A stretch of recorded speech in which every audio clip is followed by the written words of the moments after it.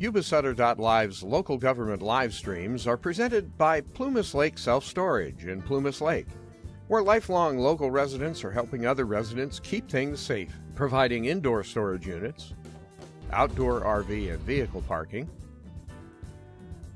moving supplies, and Penske truck rentals. Details at plumaslakeselfstorage.com.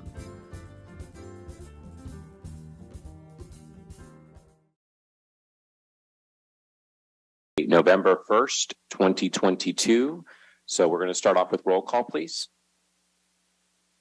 Director Matthews is attending virtually and won't be voting on matters. Yes. Director Vasquez. Here. Director Hasty. Here. Director Bradford. Here. Director Fuhr. Yes. Director Blazier. Here. Director Fletcher. Here. Great, thank you. Next, we'll do Pledge of Allegiance. Director Hasty. Please rise. Salute. I pledge allegiance to the flag of the United States of America and to the republic for which it stands, one nation, under God, indivisible, with liberty and justice for all. Okay, next is public comment. Mandy, would you please read that? Of course. Public comment is an opportunity for members of the public to address the board of directors on any subject matter that is not on the meeting agenda and is within this board subject matter jurisdiction. Public comment periods are limited to 3 minutes per person, and the total amount of time for the public comment is 15 minutes. Persons participating by way of video conference or teleconference shall ensure their audio is muted at all times, except when the board chair announces public comment periods. All those designated times, members of the public wishing to speak shall enable their audio and state their name for the record. When multiple members of the public wish to speak, the clerk will determine the order of speakers and announce their names accordingly. To ensure proper conduct, the board reserves the right to mute the audio and video of any member of the public, violating generally accepted principles and decorum of official public meetings. Great, thank you. And I know we have at least one card, so Mr. McWhorter.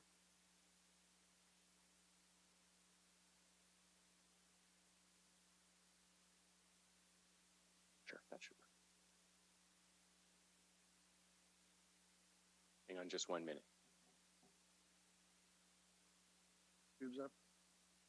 Good morning, board. My name is Tom McWhorter. I live in Olivehurst, and just like to say that again, Olivehurst, the older parts where I live, is still in our countdown waiting now.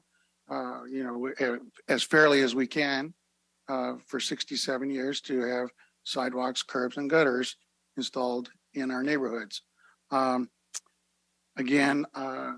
We've got a storm coming up right now, and my next door neighbors, they've got their houses that have just been settling, and pretty soon the garages will be flooded with water. They take precautions to have everything up on pallets so they won't lose too much. My house was built a little later, so I've got plenty of room. I don't know if there's any law other than just kind of a customary acceptance of having a sidewalk built when a curb and gutter is installed. However, since the water agency, I am informed, is prevented from building sidewalks because they don't touch water, even though they've kept me out of the water, and the water runs off of them into the gutter and curb.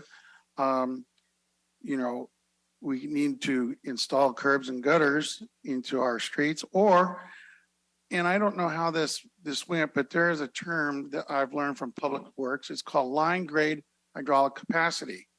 You see, when my neighborhood was built in 1955, people have rain then, and we had rain ditches. And I know it's not popular to maintain what you've got, but if that's what you've got, you have to maintain it. Okay, it may not be look pretty, it may not be 2020 standards, but we did have rain ditches that for a long time worked, until you have people who get a little irritated because they got to park cockeyed in the ditch there, and then they start buying dirt and they put this dirt in the ditch. Some people have a conscience and at least put in a culvert, a pipe to allow water to pass through. On several occasions, they don't. And I've got pictures here on my phone. Within a block of my house right now, there's a pile of dirt, and I didn't see it done, but I can bet you $1 that it was put there by the owner because there's a gate right there. And I'm sure they would like to just drive straight from the road into their property other than the driveway. Okay. But this dirt doesn't even have a culvert, a pipe, or nothing. It's just effectively a dam. And it's been reported. It was reported over a month ago. And I don't know why it's still there because it's not on private property. It is on public land. So, you know, why it's still there, all I can say is that my government, my county public works people haven't gotten to it yet. I think that with this rainstorm coming, and that should be priority number one to prevent flooding. Yeah, we've got a kind of a weird, heavily clay laden soil, and it causes a lot of drainage issues. And we don't have the ponds like they've come up with since.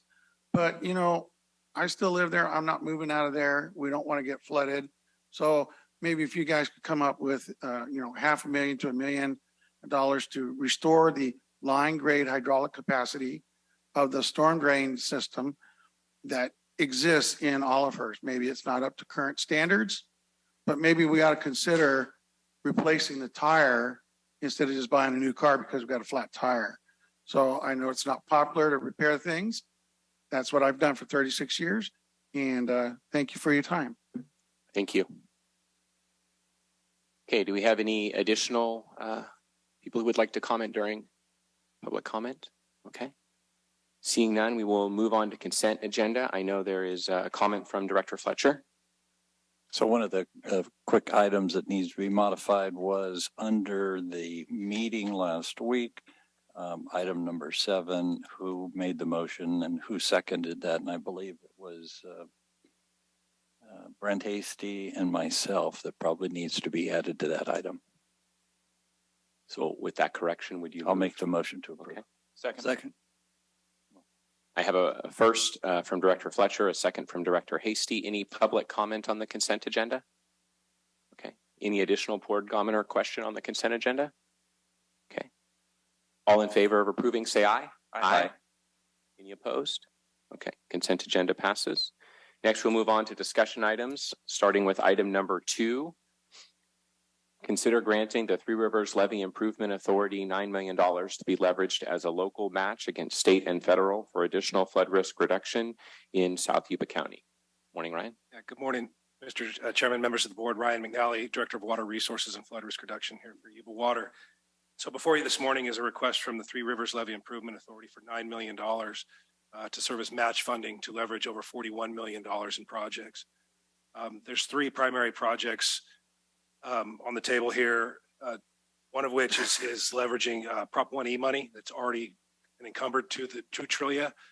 This would just provide additional match for that. So that's the design of the Climate Resiliency Project. Climate Resiliency Project is really just a fancy term for improving the levees in South Yuba County, the Feather, the Upper Yuba, and the Goldfields levee from 200 to 300 year standards. So that first element would bring the design up to 100% complete, ready to go out to competitive grants.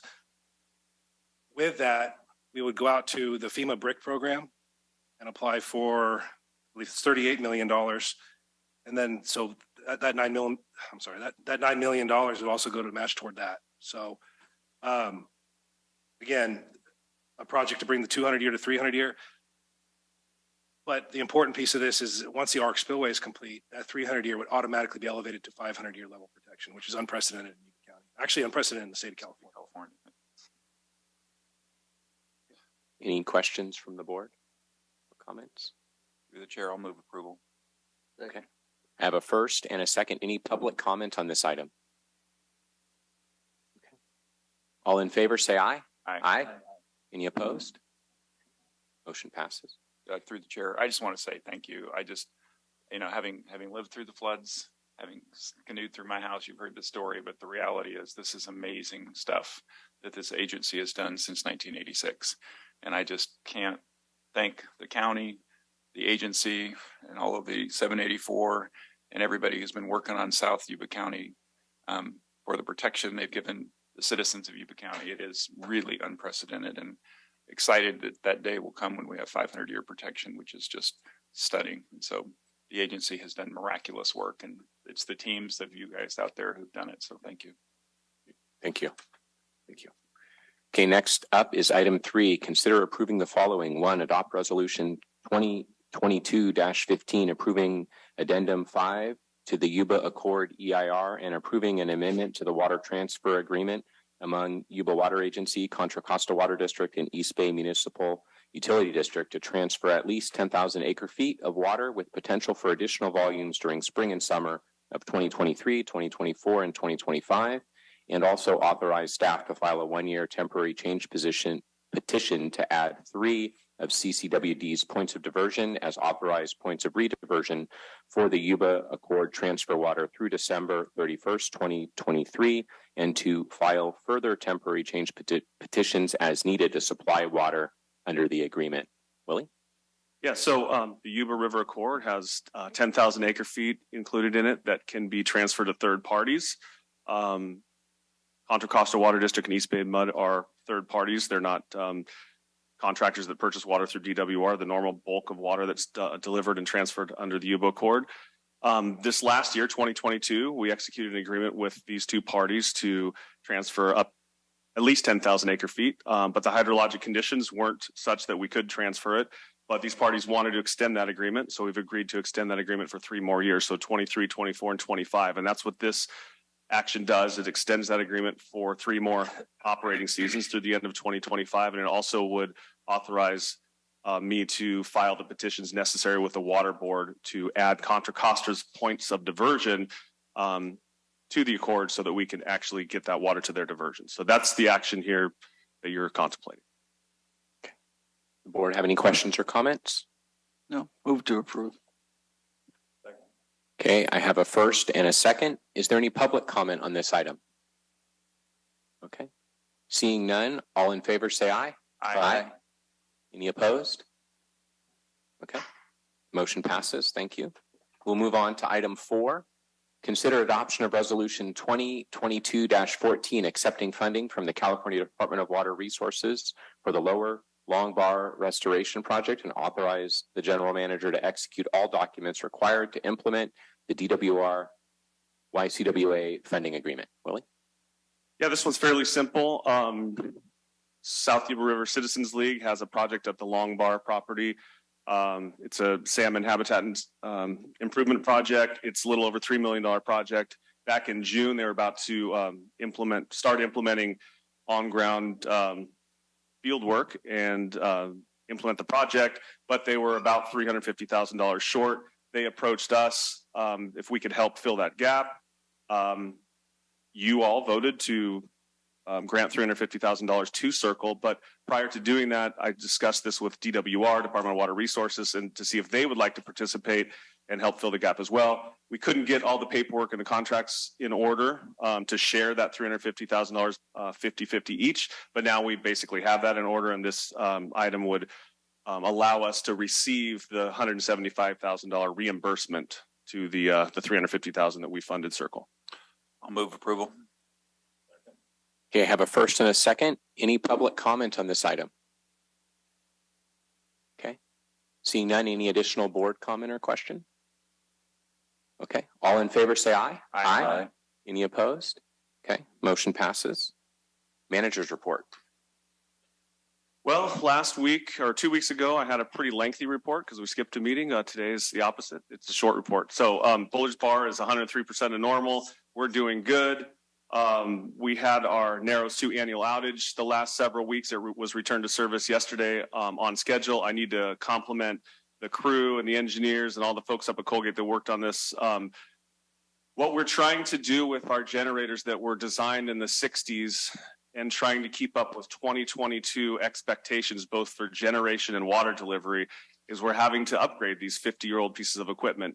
In particular, the governor system on Narrows 2 is the original mechanical governor as designed in 1966. The Colgate governors have been updated to digital governors.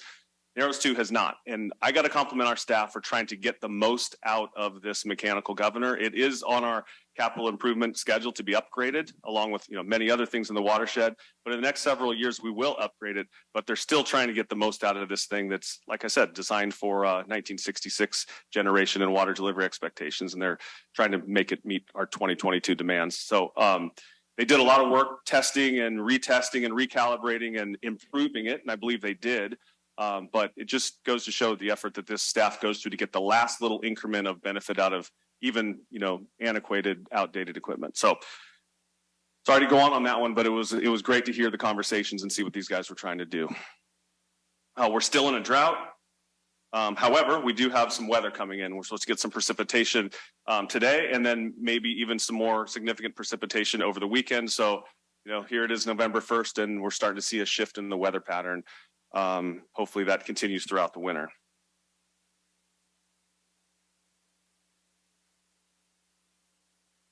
In communications, the Peel Democrat ran a story on the salmon expeditions, as well as some of this board's other decisions about water infrastructure and biomass loans, which was also picked up by the Territorial Dispatch and California Water News Daily. And the biomass story also ran in the Union and Biomass magazine. In community relations, we participated in the Be Prepared Fair with Yuba County OES. We provided a tour to some of our new partners with the U.S. Forest Service. And last week, I participated in a panel discussion at the Water Education Foundation's annual Water Summit. And this panel was about rethinking water operations. And I spoke mostly about FERO and the Arc Spillway, but we did have significant discussion about forest restoration. And this Friday, we're sponsoring Happy Landings, an event for newer Beal spouses. And our next regular board meeting is on December 6th. That's all I have. Thank you, Willie. Any questions from the board? Okay. Director Vasquez, board reports, nothing. Okay. Director Blazer. Yeah. Okay, tomorrow is a Government Affairs Committee meeting. Rachel Downs and Gary and I are going to be the presenters. So we'll be going over the just released third quarter report for the Yes to Yuba. Once again, it's pretty incredible to go through this. On a lighter note, the Board of Supervisors took first place on the Halloween contest. So the Board of Supervisors and our staff had a good showing yesterday. Thanks. Thank you. Director Fear. A couple weeks ago, I attended the Oroville Dam Advisory meeting. It was odd. The DWR does the inundation map and a levee stress test failures based on sunny day conditions. And so all of their information is basically suspect because we had people there testifying to what actually was going on with where the flooding occurred that did not match up with the projections. And we had situations where we knew that there wouldn't be capacity, but they said there would be because there's an assumption that there wouldn't be more rain inflowing to other areas as the rainstorms continued. So I just hope that we are doing a better job here than what the state is doing, because that was really disappointing that their inundation maps and their stress tests were so flawed and not reflecting reality. There is the salmon fishing trips, which are fantastic. I'm hoping we can open them up to, I mentioned private schools, to our communications director, in the hopes in the future. So far, we've been pretty limited on those. And so I'm looking forward to seeing some of the other schools in our areas be able to access them.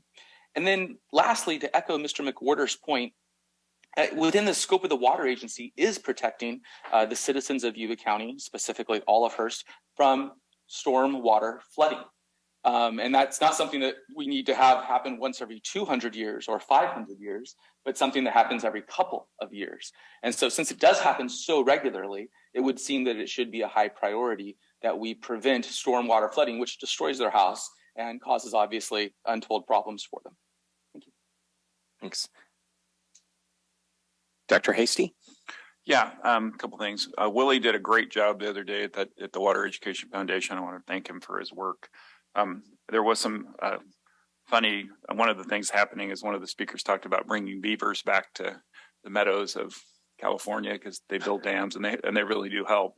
I strongly suggested that they come with a FERC license if they want to help the power system of California. I also want to say I had lunch yesterday with Carla Namath, and I just want to say, Director of DWR, she thinks incredibly highly of the agency, and I just wanted to let you guys know. I mean, she thinks that you're like them, and only that you guys do everything first, and so she gets to watch how you do it and figure out how to do it. So I just got to tell you that you really are at the top of the level in the state of California, and that's what the people at the top of the state think. So congrats. Thanks. Thanks, Director Fletcher. Okay.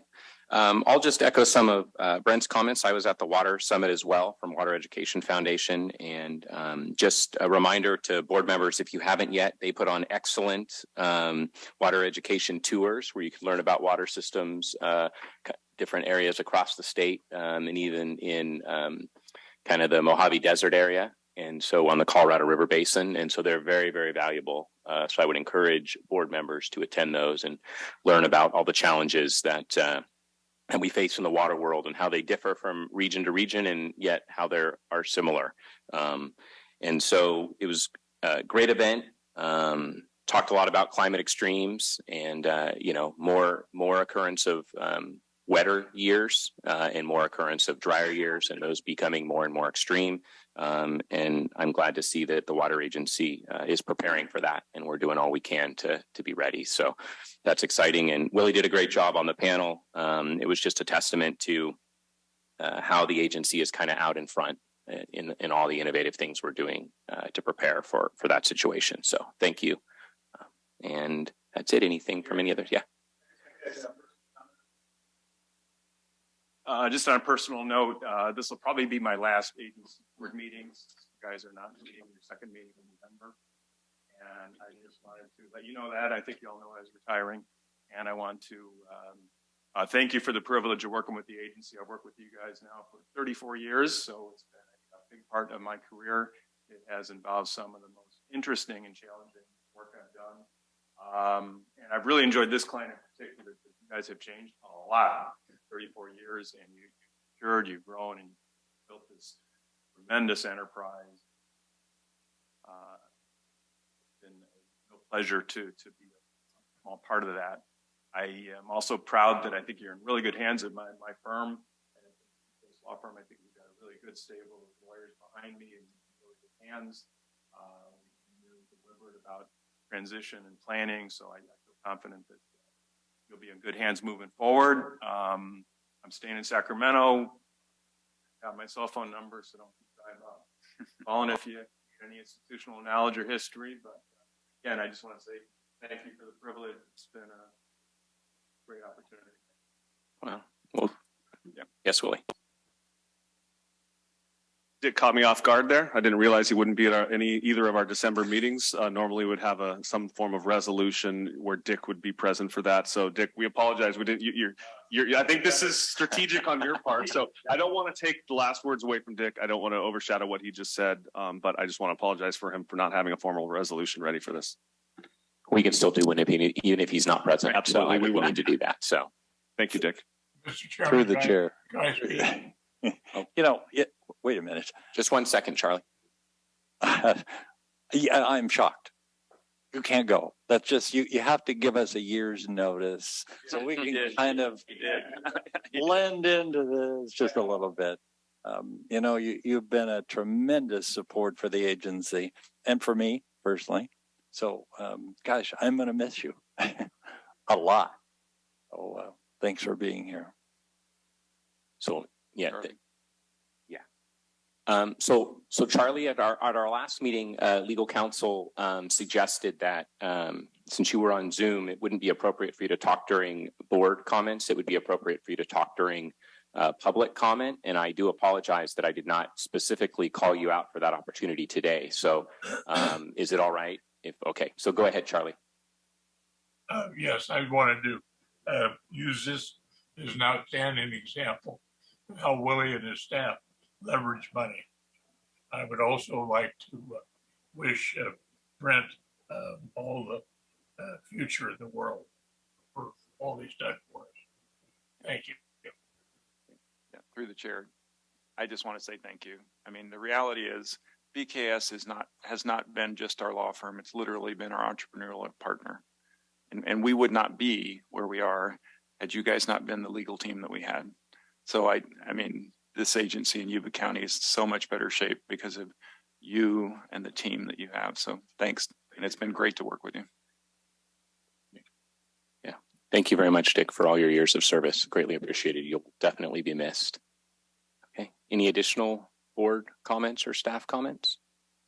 Okay. With that, meeting adjourned. And just a reminder, there are several committee meetings today. Yeah, that was a brilliant move. I think I'm going to do that. I won't be here in December, guys. Recording stopped. Yuba-Sutter.live's local government live streams are presented by Plumas Lake Self-Storage in Plumas Lake, where lifelong local residents are helping other residents keep things safe, providing indoor storage units, outdoor RV and vehicle parking, moving supplies, and Penske truck rentals. Details at plumaslakeselfstorage.com.